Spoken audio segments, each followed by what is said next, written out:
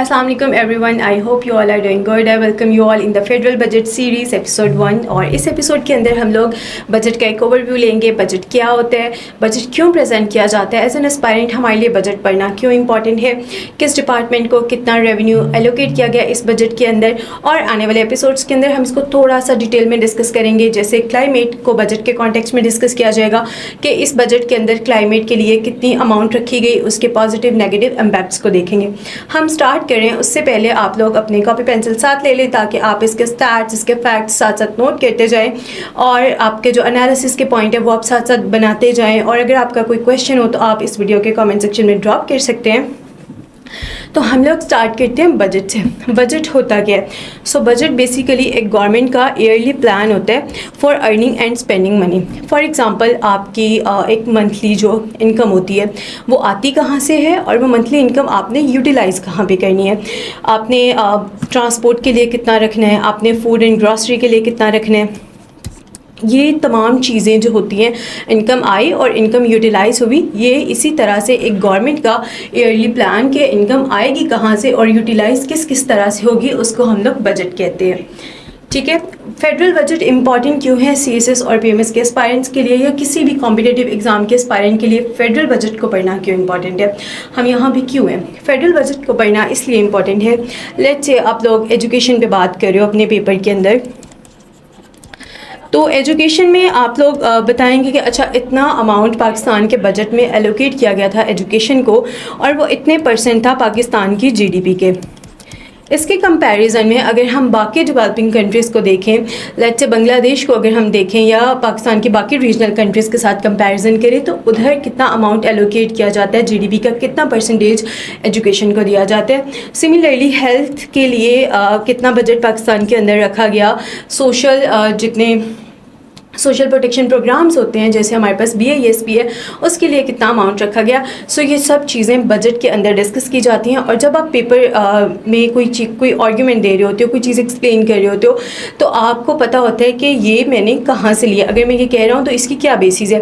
Let's say आप कहते हो कि पाकिस्तान के अंदर इन्फ्लेशन ज़्यादा हो रही है, पाकिस्तान के अंदर इन्फ्लेशन कैसे ज़्यादा हो रही है, आप किस तरह से इसको प्रूव कर सकते हो। तो आप बताएंगे कि पाकिस्तान के फेडरल बजट के अंदर इतनी इन्फ्लेशन की प्रोजेक्शन दी गई थी, इकनॉमिक सर्वे के अंदर इन्फ्लेशन जो है वो इतनी रिकॉर्ड की गई। फेडरल बजट क्या कहता है कि पाकिस्तान के अंदर इन्फ्लेशन क्यों ज़्यादा होगी और इसको कम करने के लिए पाकिस्तान के अंदर कौन से इनिशिएटिव्स लिए गए हैं। इस तरह की जो चीज़ें होती हैं वो आपको बजट को समझने से और बजट को उसका एक एनालिसिस करने से समझ आती हैं और फिर वो आपके पेपर की ओवरऑल वर्थ को बढ़ा देती हैं। बजट प्रेजेंट क्यों किया जाता है? आर्टिकल 80 जो हमारा कॉन्स्टिट्यूशन ऑफ पाकिस्तान 1973 का है वो कहता है कि नेशनल असेंबली के सामने हर साल एक एनुअल बजट स्टेटमेंट प्रेजेंट की जाएगी। ठीक है, जिसके अंदर that showing the estimate receipts and expenditures of the federal government for that financial year। So हमारे कॉन्स्टिट्यूशन के अकॉर्डिंग हर साल हमारा फेडरल बजट प्रेजेंट किया जाता है फाइनेंशियल ईयर के लिए। हम अब बजट को प्रॉपर्ली इसका एक ओवरव्यू करने जा रहे हैं। इससे पहले अगर आपको इकोनॉमी की बेसिक टर्म समझ नहीं आती हैं, बहुत सारे आप में से बच्चे बिगनर्स भी होंगे, जिस तरह हमारे पास फिस्कल डेफिसिट होता है, करंट अकाउंट होता है, करंट अकाउंट सरप्लस होता है, डेफिसिट होता है। तो हमारे इसी चैनल के ऊपर ऑलरेडी एक वीडियो बहुत डिटेल में इकोनॉमी पे सर अली इमरान ने रिकॉर्ड करवाई हुई है, आप वो देख सकते हैं। उसका लिंक हम डिस्क्रिप्शन में दे देंगे। अगर आपको समझ नहीं आएगी तो आप कॉमेंट कर सकते हो, लेकिन आई एम श्योर उस वीडियो को देखने के बाद आपके इकोनॉमी से रिलेटेड तमाम बेसिक कॉन्सेप्ट्स क्लियर हो जाएंगे। लेकिन इस वीडियो के अंदर भी हम जितने बेसिक कॉन्सेप्ट्स आएंगे उनको साथ साथ डिस्कस कर रहे होंगे। ओके, सबसे पहले हमारे पास आता है टोटल आउटले कि बजट टोटल है कितना हमारे पास। सो टोटल आउटले हमारे पास है 18.771 ट्रिलियन, जिसके अंदर से डेट सर्विसिंग के लिए 8.054 ट्रिलियन रखा गया था। लास्ट ईयर का जो बजट था उसके अंदर से अमाउंट हाफ जो थी बजट की वो डेट सर्विसिंग के लिए एलोकेट कर दी गई थी। इस दफ़ा 8.054 ट्रिलियन है, ये अप्रॉक्सीमेटली 40 to 45% समथिंग बनता है टोटल बजट का। ठीक है, डेट सर्विसिंग होता क्या है? डेट सर्विसिंग बेसिकली होता है कि आपके मुल्क ने जो कर्ज़ा लिया हुआ है उस कर्ज़े के इंस्टॉलमेंट्स पे करने में और उसके ऊपर जो इंटरेस्ट है उसको पे करने के लिए जो अमाउंट आप रखते हो वो डेट सर्विसिंग कहलाती है। अगर आपको ये थोड़ा सा समझ ना आए या बहुत सारा भी समझ ना आए तो आप कमेंट कर सकते हैं, इसका रिप्लाई आपको मिल जाएगा। ओके, नेक्स्ट है बजट का point, AIIMS for 4% GDP growth. GDP क्या होती है? जीडीपी बेसिकली होती है आपके मुल्क की टेरिटरी के अंदर कितनी वैल्यू की फाइनल गुड्स और सर्विसेज प्रोड्यूस हो रही हैं। Let's say total value of final goods and services produced with in a territory, तो ये टेरिटरी बेस्ड होती है जीडीपी। बजट के अंदर जो हमें फैक्ट मिलता है, जो स्टैट्स मिलते हैं, वो ये है कि बजट के अंदर हम एम कर रहे हैं कि हमारा अगले फाइनेंशियल ईयर के अंदर 4% जीडीपी ग्रोथ होगी, और इसको एनालिस्ट जो हैं वो मॉडरेट ग्रोथ टारगेट समझते हैं। In the upcoming episodes we will discuss कि इसको मॉडरेट ग्रोथ टारगेट क्यों समझा जाता है। उसके बाद है फिस्कल डेफिसिट टारगेट। सो फिस्कल डेफिसिट बेसिकली होता क्या है? फिस्कल डेफिसिट ये होता है कि आपकी जो अमाउंट है ना, आपके अखराजात उस अमाउंट से ज़्यादा हो। लेट्स से आपके पास 100 रुपीज़ हैं लेकिन आप जो खर्च कर रहे हो वो 120 है, तो इसका मतलब ये नहीं है कि आप कहेंगे कि मैं जो है वो 120 खर्च कर रही हूँ। इसका मतलब है कि आप इतना डेफिसिट में जा रहे हो, आपके पास 100 रुपीज़ थे लेकिन आपके जो अखराजात हैं वो 120 रुपीज़ के अकॉर्डिंग है। सो फिस्कल डेफिसिट सिंपल टर्म्स में समझने के बाद गवर्नमेंट की स्पेंडिंग जब उसके रेवेन्यू से भर जाती है तो उसको फिस्कल डेफिसिट कहा जाता है, और ये रिफ्लेक्ट करता है गवर्नमेंट के वीक टैक्सेशन सिस्टम को। फिस्कल डेफिसिट टारगेट इस बजट के अंदर 3.9% ऑफ जीडीपी रखा गया है। फिस्कल डेफिसिट ऑफ 3.9% अगर हम इसको थोड़ा सा एक्सप्लेन करें तो इसका ये मतलब है कि गवर्नमेंट जो है वो एक्सपेक्ट कर रही है कि उसके जो एक्सपेंडिचर्स हैं वो आने वाले फाइनेंशियल ईयर में यानी 26-27 के अंदर उसके जो टोटल जीडीपी है उस कंट्री के, उससे 3.9% बढ़ जाएंगे, यानी उसके जो अखराजात हैं to exceed its revenue by an amount equal to 3.9% of country's total economic output, and this gap will be financed through borrowing। और अब ये जो गैप आएगा वो किस तरह से पूरा होगा? वो लॉन्स के ज़रिए पूरा होगा। उसके बाद हम अगर इसको और थोड़ी सी सिंपलर टर्म्स के अंदर समझें तो हम सपोज करते हैं कि गवर्नमेंट का जो रेवेन्यू है वो 20 ट्रिलियन है और गवर्नमेंट के जो अखराजात हैं वो 24.68 ट्रिलियन है। अब यहाँ पे जो फिस्कल डेफिसिट आ रहा है वो 4.68 ट्रिलियन का है, ठीक है। अगर आपको यह कॉन्सेप्ट समझ नहीं आया या इसके अंदर कोई कन्फ्यूजन आ रही है तो please feel free to ask your queries in the comments. हम जीडीपी की टर्म में इसको क्यों यूज़ करते हैं? हम लोग ये क्यों नहीं कह सकते कि इतना जो है वो इतने मिलियन का हमारे पास आ रहा है, या इतना 3.6% ऑफ 20 ट्रिलियन हमने क्यों नहीं बोला? हम इसको जीडीपी की टर्म में इसलिए यूज़ करते हैं क्योंकि जीडीपी जो होता है वो किसी भी वो स्टैंडर्ड मेजर होता है इकॉनमी के साइज़ का। जो पूरी दुनिया के अंदर एनालिस्ट होते हैं वो इसको कंपेयर कर रहे होते हैं, एक कंट्री को दूसरी कंट्री से कंपेयर करने के लिए वो जीडीपी की टर्म्स को यूज़ करते हैं। लेट्स से अगर पाकिस्तान का कंपैरिजन किसी और रीजनल कंट्री से करना है तो वो हो सकता है उस रीजनल कंट्री का जो अमाउंट है टोटल बजट का वो डिफरेंट हो, सो उसको फिर जीडीपी की टर्म्स के अंदर कैलकुलेट किया जाता है। नेक्स्ट हमारे पास आता है पीएसडीबी। ओके, सो पीएसडीपी क्या होता है? पीएसडीपी होते हैं पब्लिक सेक्टर डेवलपमेंट प्रोग्राम्स। अगर हम इसको और तो इसे आसान और सादा अल्फाज में समझें तो उसका मतलब है कि गवर्नमेंट जो अमाउंट यूज़ करती है या गवर्नमेंट जो पैसे खर्च करती है डेवलपमेंटल प्रोजेक्ट्स के ऊपर, जैसे रोड्स और मोटरवेज़ के ऊपर जो पैसे यूज़ किए जाते हैं, जैसे जो डैम्स के ऊपर, स्कूल्स यूनिवर्सिटीज़ बनाने में, हॉस्पिटल्स बनाने में, यानी ये जितने पाकिस्तान के डिफरेंट या किसी भी सरकार के प्रोजेक्ट्स होते हैं उनके लिए जो पैसे यूज़ किए जाते हैं उनको पीएसडीपी कहा जाता है। पीएसडीपी 1 ट्रिलियन है इस बजट के अकॉर्डिंग, ठीक है। सो हम इसको एक और कॉन्टेक्स्ट में अगर समझें तो हम पीएसडीपी को गवर्नमेंट की इन्वेस्टमेंट कह सकते हैं फ्यूचर के लिए। लेट्स से अगर पाकिस्तान में डैम्स बन रहे हैं तो डैम्स भी तो फ्यूचर के अंदर इन्वेस्ट है ना, स्कूल्स यूनिवर्सिटीज़ बन रही हैं, हॉस्पिटल्स बन रहे हैं, तो जितने प्रोजेक्ट्स जो पाकिस्तान के फ्यूचर के लिए इंपॉर्टेंट है, जो पाकिस्तान की ओवरऑल मईशत को कह लो या पाकिस्तान के मुआशरे को इम्प्रूव करे, पाकिस्तान के हर कॉन्टेक्स्ट बेहतर कर रहे हैं, वो सब पीएसडीपी के अंडर आते हैं। Okay, so next we have the FBR revenue, non-tax revenue and total revenue, ठीक है। FBR revenue 15.264 ट्रिलियन, इसको हम आगे जाके डिटेल में डिस्कस करेंगे, ठीक है। इन्फ्लेशन टारगेट पे हम आते हैं। इन्फ्लेशन टारगेट, इन्फ्लेशन क्या होता है? आसान ज़ुबान में इन्फ्लेशन का मतलब महंगाई है। जब आपकी रोज़मर्रा की ज़रूरियात की चीज़ें महंगी हो जाएं तो उसको हम इन्फ्लेशन कहते हैं। लास्ट ईयर जो है वो प्रोजेक्ट किया गया था कि इन्फ्लेशन पाकिस्तान की 7.5% होगी, लेकिन जो हमारे पास इकनॉमिक सर्वे ऑफ पाकिस्तान आया 2025 टू 2026, उसके अंदर इन्फ्लेशन जो है वो एवरेज 6.19% रिकॉर्ड की गई। अभी जो हमारा बजट है, फेडरल बजट 26 टू 27, वो क्या प्रोजेक्ट करता है कि हमारी इन्फ्लेशन 8.2% होगी। इन्फ्लेशन 8.2% क्यों होगी? इस बजट को अगर हम ओवरऑल देखें तो कुछ पॉइंट्स जो हमें बजट से मिलते हैं उसके अकॉर्डिंग इकनॉमिक एक्टिविटीज़ की वजह से, टैक्स मेयर्स की वजह से, एनर्जी प्राइस एडजस्टमेंट की वजह से और ग्लोबल कम्युनिटी अनसर्टेनिटी की वजह से पाकिस्तान के अंदर इन्फ्लेशन ज़्यादा होगी। हम इसको आगे जब बहुत सारी चीज़ें देख रहे होंगे, जब हम सब्सिडीज़ की बात करेंगे तो आपको समझ इवेंचुअली आ जाएगा कि इन्फ्लेशन की जो प्रोजेक्शन है वो 8.2% क्यों की गई है। Next we have subsidies. सो अब जब सब्सिडीज़ को आप लोग थोड़ा सा समझेंगे तो आपको समझ आ जाएगी कि इन्फ्लेशन क्यों ज़्यादा हो रही है। सब्सिडीज़ होता क्या है? सब्सिडी एक फाइनेंशियल सपोर्ट होती है जो आपकी गवर्नमेंट आपको प्रोवाइड करती है गुड्स और सर्विसेज जो आवाम के लिए होती हैं उनकी कीमतों को कम करके। फॉर एग्जांपल इलेक्ट्रिसिटी सब्सिडीज़ होती हैं, फर्टिलाइज़र सब्सिडीज़ होती हैं, फूड सब्सिडीज़ होती हैं। यानी गवर्नमेंट आपके बिहाफ पे कुछ अमाउंट पे कर रही है इन सब चीज़ों को, इलेक्ट्रिसिटी को, गैस को, फर्टिलाइज़र्स को, फूड सब्सिडीज़ को, ताकि आपको उसकी अमाउंट कम पे करनी पड़े। अब हम सब्सिडीज़ का कॉन्सेप्ट आई होप आप सबके लिए क्लियर होगा कि सब्सिडी यानी आप ऐसे ज्यूम कर सकते हैं कि आपने एक चीज़ ख़रीदनी है और उसके कुछ पैसे आपके पेरेंट्स ने पे कर दिए या किसी और ने पे कर दिए, आपके किसी बहुत अच्छे दोस्त ने पे कर दिए, अब आपको उसकी जो है वो कम अमाउंट पे करनी पड़ रही है। तो अभी हमारा जो फेडरल बजट है उसके अकॉर्डिंग अगर हम देखें तो सब्सिडीज़ 1.091 ट्रिलियन है, लेकिन लास्ट ईयर यही सब्सिडीज़ 1.186 ट्रिलियन थी। यानी पिछले साल से तकरीबन 95 बिलियन हमारी सब्सिडी कम हो गई है। ये कम क्यों हुई है? सब्सिडीज़ के लिए कम अमाउंट क्यों एलोकेट इस दफ़ा हुई है? This reflects the IMF driven fiscal consolidation. अब IMF चाहता है कि पाकिस्तान जो है ना वो इधर उधर की चीज़ों पर पैसे ना लगाए, क्योंकि IMF को लगता है कि पाकिस्तान जब हर सेक्टर को सब्सिडी दे रहे हैं तो वो कोई अच्छी बात नहीं है।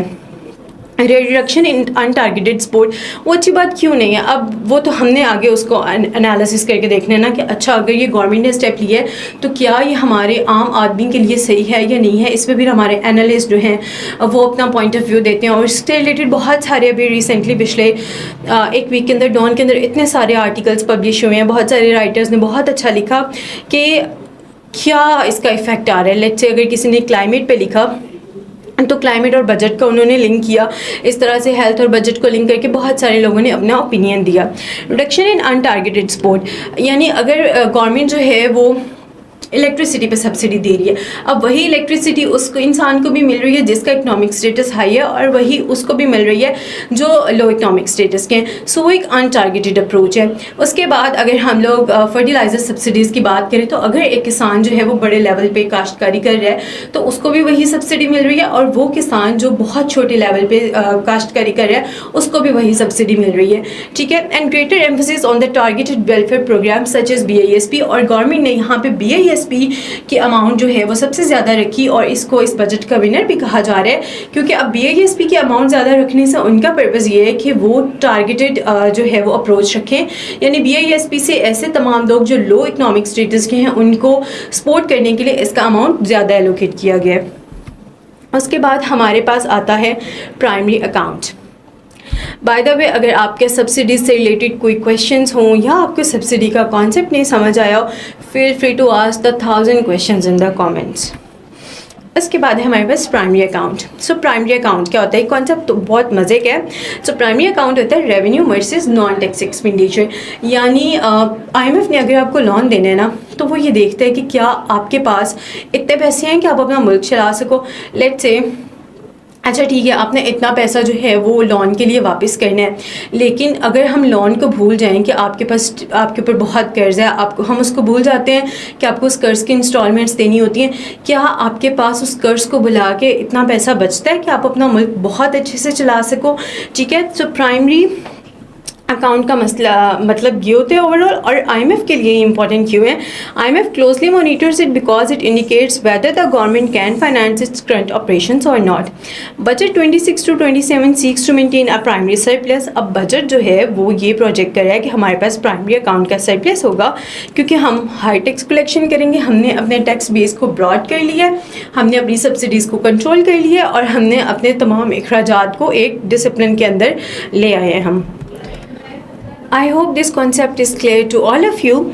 आगे हम चलते हैं टैक्स टारगेट की तरफ, जो हमने पीछे एक स्लाइड में इसका हल्का सा ओवरव्यू लिया। सो एफबीआर का जो टैक्स टारगेट है वो 15.264 ट्रिलियन है। लास्ट ईयर 14.13 ट्रिलियन था, यानी पिछले फाइनेंशियल ईयर से इस फाइनेंशियल ईयर में 8.03% जो है वो इंक्रीज़ किया गया है। ओवरऑल अगर हम देखें तो 1.14 ट्रिलियन इंक्रीज़ किया गया है। ये इंपॉर्टेंट क्यों है हमारे लिए? क्योंकि जो एफबीआर का रेवेन्यू आएगा टैक्स के थ्रू, ठीक है, वो फाइनेंस करेगा गवर्नमेंट के एक्सपेंडिचर्स को, वो रिड्यूस करेगा बोरिंग के ऊपर हमारी डिपेंडेंस, वो इकोनॉमिक सॉवरेनिटी को इम्प्रूव करेगा। देखिए, जब हम लोग लोन लेते हैं ना, चाहे हम आईएमएफ से ले रहे हो, चाहे हम किसी और कंट्री से ले रहे हो, हमारी इकोनॉमिक सॉवरेनिटी कॉम्प्रोमाइज़ होती है। फिस्कल स्टेबिलिटी के लिए इंपॉर्टेंट होगा, इकोनॉमिक डॉक्यूमेंटेशन के लिए, and helpful to invest in SDGs. अब जब पाकिस्तान के पास अपने पैसे आ रहे होंगे तो पाकिस्तान फिर उनको जो है वो एसडीजीज़ में भी इन्वेस्ट कर सकता है, पाकिस्तान उनको डिफरेंट डेवलपमेंटल प्रोजेक्ट्स में भी कर सकता है। पाकिस्तान को इवेंचुअली दूसरे ममालिक के पास कम जाना पड़ेगा लोन लेने के लिए, तो हमारी इकोनॉमिक सॉवरेनिटी भी इम्प्रूव होगी। ये कॉन्सेप्ट एफबीआर का जो रेवेन्यू टारगेट है, नॉन किस तरह से एफबीआर टैक्स कलेक्ट करेगा, ये सारी चीज़ें बहुत डिटेल में डिस्कस होने वाली हैं। And let me know if you want कि आपको जो है वो एफबीआर के सारा ये रेवेन्यू टारगेट सब कुछ बहुत डिटेल में एक्सप्लेन किया जाए, तो हम इस पर भी एक बहुत डिटेल वीडियो बना देंगे। लेकिन अभी के लिए आप लोगों के लिए ये जानना इंपॉर्टेंट है कि कितना अमाउंट जो है वो प्रोजेक्ट किया जा रहा है इसके लिए, और इसकी इंपॉर्टेंस क्या है, हमारे लिए टैक्स टारगेट इंपॉर्टेंट क्यों है। लास्ट ईयर इसको ज़्यादा कर दिया गया था, पहले एक अमाउंट एलोकेट की गई, उसको ज़्यादा कर दिया गया, मार्का हक की कंपनसेशन में पाकिस्तान आर्म्ड फोर्सेस को प्रोवाइड किया गया था। ये इंपॉर्टेंट क्यों है? ये इंपॉर्टेंट इसलिए है क्योंकि हमारे जो है वो सिक्योरिटी के थ्रेट्स की वजह से, मिलिट्री मॉडर्नाइजेशन की वजह से, इन्फ्लेशन एंड ऑपरेशनल कॉस्ट की वजह से, अगर हम ओवरऑल देखें तो मिलिट्री में भी तो वही चीज़ें यूज़ हो रही होती है ना, ऑपरेशनल कॉस्ट आती है बहुत सारी चीज़ों की। वही चीज़ों से मुराद ये है कि ट्रांसपोर्ट की जो चीज़ें इस्तेमाल हो रही होती हैं, तो जब पाकिस्तान में अंदर हर चीज़ की प्राइस बढ़ती है तो फिर वहाँ पर भी ट्रांसपोर्ट पे भी इम्पैक्ट होता है। तो उसकी कॉस्ट कवर करने के लिए, उसके अलावा राइजिंग सिक्योरिटी थ्रेट्स, अगर आप लोग रेगुलरली डॉन को फॉलो कर रहे होते हैं, अगर नहीं कर रहे होते तो हमारी वैसे इसी चैनल के ऊपर एक डॉन डिकोड सीरीज़ है, आप उसको फॉलो कर सकते हो। आप हमारे व्हाट्सएप चैनल को फॉलो कर सकते हो, हमारे क्रॉनिकल्स को फॉलो कर सकते हो। उसके अंदर मतलब हम लोग सारा डाटा ऐड कर रहे होते हैं कि अच्छा पाकिस्तान के अंदर अभी टेरर अटैक्स कितने हुए, पाकिस्तान के अंदर कितना जो है वो खर्चा आ रहा है अपने सिर्फ बॉर्डर्स की हिफाजत करने के लिए। सो इन सब चीज़ों के लिए जो अमाउंट है वो डिफेंस को एलोकेट की जाती है। उसके बाद इसका क्रिटिकल पर्सपेक्टिव देखें तो क्रिटिकल पर्सपेक्टिव जो है वो major criticism is opportunity cost. वो कहते हैं कि डिफेंस की जो स्पेंडिंग है वो एजुकेशन और हेल्थ से ज़्यादा है। ये क्यों ज़्यादा है? कंसीडरिंग द फैक्ट कि डिफेंस जो है वो एक फेडरल के अंडर आता है और एजुकेशन और हेल्थ अब 18 अमेंडमेंट के बाद प्रोविंशनल सब्जेक्ट हैं। आपने इसको जब सारी चीज़ें आप पढ़ लेंगे ना बजट की, आप हेल्थ का भी देख लेंगे, आप एजुकेशन का भी देख लेंगे, आप उसके बाद प्रोविंशनल लेवल पे भी देख लेंगे, तो आपने थोड़ा सा खुद इस चीज़ को एनालाइज करना है कि क्या ये जो क्रिटिकल पर्सपेक्टिव है ये ठीक है या नहीं है। क्या डिफेंस का बजट वाकई ही एजुकेशन और हेल्थ से ज़्यादा है? क्या हमारी प्रायोरिटीज़ नहीं है एजुकेशन और हेल्थ? आपने ये सब चीज़ें देखनी है और आपने ज़रूर कमेंट्स में शेयर करना है ताकि हमें आइडिया हो कि आप किस वे में सोच रहे हैं, और आपको इन चीज़ों का जवाब कमेंट्स में ज़रूर मिलेगा। उसके बाद हमारे पास आते हैं education sector, the most important, one of the most important sector. ठीक है, current education spending is 117,748 billion PKR, और इससे पहले जो थी वो 169,206 बिलियन PKR थी। HEC की एलोकेशन, जो HEC को फंड्स दिए गए हैं उसके डिफरेंट डेवलपमेंटल प्रोजेक्ट्स के लिए, दे आर 66.4 बिलियन और लास्ट ईयर 39.5 बिलियन थे। इसका अगर हमने डिफरेंट जो है वो ओपिनियंस पढ़ के और बजट को पढ़ के एक जो एनालिसिस छोटा सा बनाया है वो ये कि despite recognising education as the foundation of economic growth and national development, Pakistan education spending remain constrained by debt obligation, broader challenge of balancing development priorities with fiscal realities. ठीक है, तो हम ये मानते हैं कि पाकिस्तान के लिए एजुकेशन बहुत इंपॉर्टेंट है, पाकिस्तान के फ्यूचर के लिए एजुकेशन कितनी इंपॉर्टेंट है, लेकिन फिर भी पाकिस्तान के अंदर एजुकेशन का जो बजट है वो कम होता है। हम जब एजुकेशन सेक्टर को डिटेल में डिस्कस करेंगे तो हम लोग इसको देखेंगे कि कितने % जीडीपी जो है वो हमारी एजुकेशन सेक्टर को एलोकेट किया जाता है, और फिर ये हमें हेल्प करेगा इसको बाकी रीजनल कंट्रीज से इसका कंपैरिजन करने में। Next we have the health sector. So current health spending is 37,438 billion PKR और last year it was 6245 billion PKR, और health development जो spending है वो 18.2 billion PKR है। इसको भी हम बहुत डिटेल में डिस्कस करेंगे। I told you at the start कि इस वीडियो के अंदर आपको बजट का एक ओवरव्यू मिलेगा ताकि आपको बजट समझ आ जाए। ठीक है, आपको हर डिपार्टमेंट समझ आ जाए। लेट्स से हेल्थ डिपार्टमेंट है, हेल्थ सेक्टर है हमारा, एजुकेशन सेक्टर है, तो आपको समझ आ जाए कि बजट के अंदर उसकी इम्पोर्टेंस क्या है। उसके बाद social protection biggest winner 857,007 billion PKR। सो एनालिस्ट कहते हैं कि सोशल प्रोटेक्शन जो है यानी BISP प्रोग्राम इसके अंडर आता है, तो बजट का विनर ये है। It aims to protect the low income households, vulnerable groups, women and children. अब जैसे हमने जब सब्सिडीज़ पे हम डिस्कस कर रहे थे तो हमने वहाँ पे बात की कि इस दफ़ा पाकिस्तान चाहता है कि वो टारगेटेड अप्रोच रखे। वो चाह रहा है कि वो अमाउंट डायरेक्टली उन लोगों को मिले जो लो इकोनॉमिक स्टेटस के हैं ताकि उनको हम लोग अपलिफ्ट कर सकें। मूवमेंट टूवर्ड्स आ टारगेटेड वेलफेयर स्टेट मॉडल, और इसका पर्पज़ जो है वो टारगेटेड वेलफेयर स्टेट मॉडल की तरफ जाना है। NFC and provincial shares.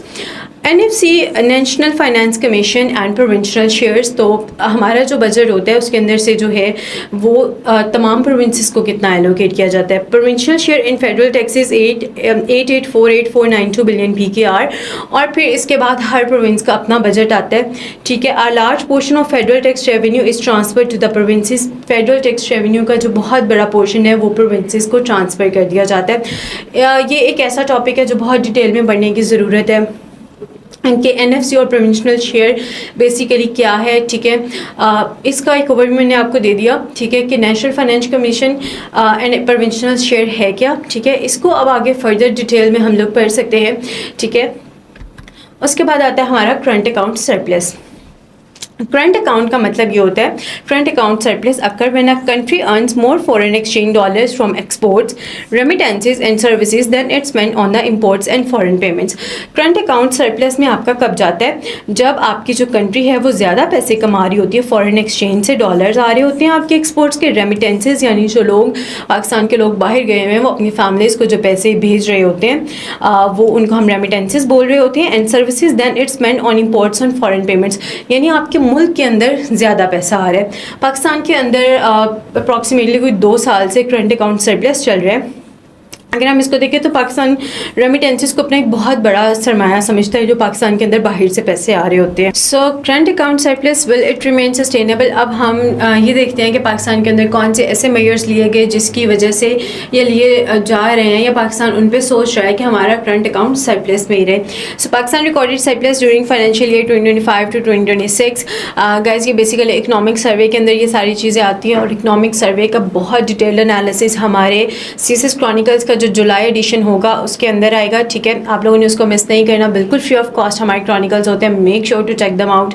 और उसके अंदर इकनॉमिक सर्वे आपको बहुत डिटेल में मिलेगा। और अगर आपको फिर भी इकनॉमिक सर्वे नहीं समझ आए तो please make sure to leave a comment under this video and we will make a detailed video on the economic survey of Pakistan as well. So the budget attempts to sustain this रो। अब budget के अंदर अगर हम देखें तो budget किस तरह से इसको सस्टेन करने की कोशिश कर रहा है। एक्सपेंशन ऑफ IT एक्सपोर्ट्स की जो एक्सपेंशन के जरिए SIFC and export oriented investment, SIFC special and SIFC stands for Special Investment Facilitation Council and Export Oriented Investment. I'll suggest you guys to read on SIFC क्योंकि ये आपको बहुत help करेगी आपके बहुत सारे क्वेश्चंस में, बहुत सारे कॉन्सेप्ट्स क्लियर करने में. डिजिटलाइजेशन ऑफ रेमिटेंसेज, जो हमारी रेमिटेंसेज हैं या इनको हम उर्दू में तरसीलात बोलते हैं. सो जो आ रही हैं हमारी रेमिटेंसेज हैं उनकी डिजिटलाइजेशन की जा सके ताकि उनका एक ट्रैक रखा जा सके. Physical consolidation, reduce subsidies, high tax collection and low debt ratio, energy sector reforms, IPP renegotiations, hydropower investments and domestic energy developments, सब चीज़ें important हैं करंट अकाउंट को सरप्लस में रखने के लिए आने वाले सालों में. So this is a detailed overview of the budget 2026 to 2027. अगर आपका बजट से रिलेटेड कोई सवाल है, आपको कोई कॉन्सेप्ट नहीं समझ आया, please let me know in the comments. आपको ये चीज़ समझ नहीं आई है, कोई भी कॉन्सेप्ट हो आपने बता देना है, ठीक है. उसके बाद make sure to follow the WhatsApp channel. अब व्हाट्सएप चैनल को फॉलो करना क्यों इंपॉर्टेंट है? क्योंकि देखें, आपने बजट पढ़ लिया, आपने स्टार्ट्स नोट कर लिया, आपने अपना एनालिसिस बना लिया. अभी आपको क्या करना है? आपको उसको अपने जो आप क्वेश्चन सॉल्व कर रहे हो, आपको उसके अंदर उसके आर्ग्यूमेंट्स में भी तो ऐड करना है ना. आपको पता होना चाहिए कि जो चीज़ आपने पढ़ी है उसकी प्रैक्टिकल एप्लीकेशन क्या है आपके पेपर में. सो हम शेयर कर देंगे एक पेपर चैनल के अंदर जिसके अंदर जो है वो बजट किस तरह से अपने क्वेश्चन के अंदर ऐड करने हैं वो शामिल हुआ होगा. और बजट से रिलेटेड पास्ट में जो क्वेश्चन आए हैं वो भी आपको व्हाट्सएप चैनल पर मिल जाएंगे. उसका लिंक कॉमेंट में पिन कर देंगे और डिस्क्रिप्शन में भी ऐड कर देंगे. Make sure to follow that and make sure to follow our CSS chronicles. बिल्कुल फ्री ऑफ कॉस्ट है, उसका लिंक भी आपको डिस्क्रिप्शन में मिल जाएगा. अगर आप किसी और टॉपिक के ऊपर आपको वीडियो चाहिए या आपको कोई टॉपिक समझ नहीं आ रहा and you want to understand that topic, please let us know in the comments. Until that आप इसको पढ़ें, इसको समझें और बहुत अच्छे से करें. Good luck.